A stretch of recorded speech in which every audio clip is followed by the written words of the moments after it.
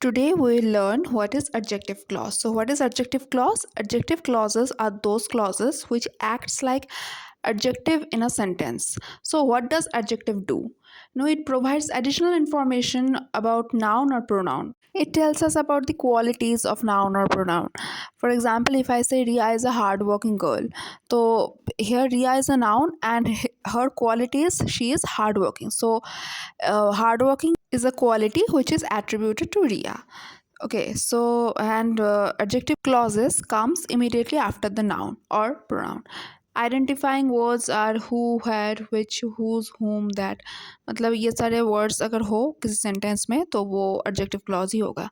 तो let's look at the examples first. I have an Apple laptop that my father had gifted me. So see, I have an Apple laptop. This part we can put full stop after that, right?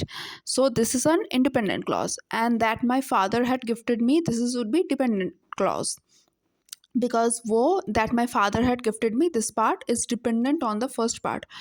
हम किसी sentence को ऐसे ही शुरू नहीं कर सकते कि that my father had gifted me. Father ने क्या गिफ्ट किया, तो उसको बोलने के लिए हमें पहला पार्ट जो है I have an apple laptop, तो उसको यूज़ करना होगा.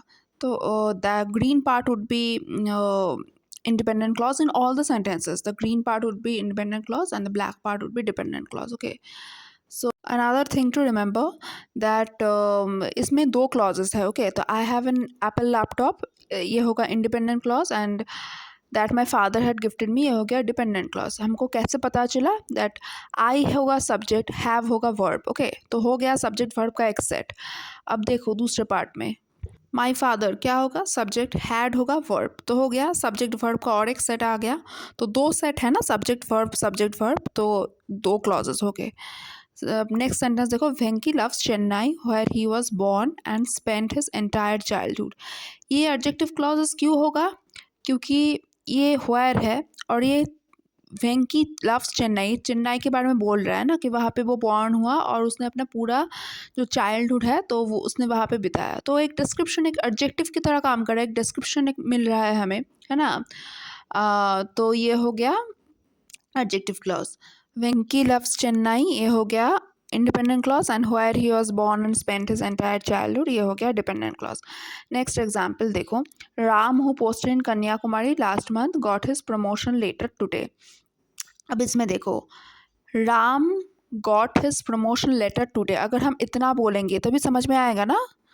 तो ये हो गया independent clause. And who posted in Kanyakumari last month, who उसके बारे में बोल रहा है कुछ, उसके बारे में एक एडिशनल इन्फॉर्मेशन दे रहा है हमें, तो ये पार्ट हो गया डिपेंडेंट क्लॉज. किस पे डिपेंडेंट है? कि Ram got his promotion letter today, Ram को आज ही उसका प्रमोशन लेटर मिला और राम वो इंसान है जो लास्ट मंथ कन्याकुमारी में उसका पोस्टिंग हुआ था.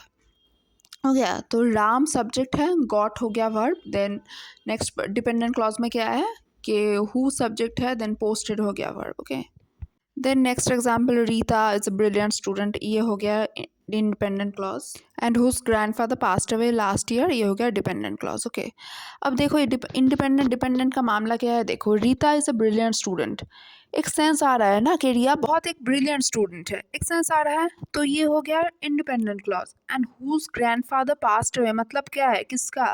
रिया का, तो ये होगा डिपेंडेंट क्लॉज. अब रीता जो है वो सब्जेक्ट है, इस क्या है? वर्ब है. एंड हुज क्या है? सब्जेक्ट है. और हुज ग्रैंडफादर सब्जेक्ट है एंड पास्ड अवे क्या है? वर्ब है. तो सब्जेक्ट वर्ब, तो दो क्लॉजेज होगा इसमें. देन नेक्स्ट एग्जाम्पल में भी वही है और उसके नेक्स्ट एग्जाम्पल में वही है, जिसके देखो, where is the computer which was not working properly. वो कंप्यूटर कहाँ है जो ठीक तरह से काम नहीं कर रहा है, तो वेयर इज़ द कंप्यूटर एक सेंस आ रहा है, हम बोल सकते हैं ना. तो वो हो गया independent clause. And which was not working properly, जो काम नहीं कर रहा है. अब किसी भी सेंटेंस की शुरुआत हम ऐसे तो नहीं कर सकते हैं कि जो काम नहीं कर रहा है मतलब क्या है.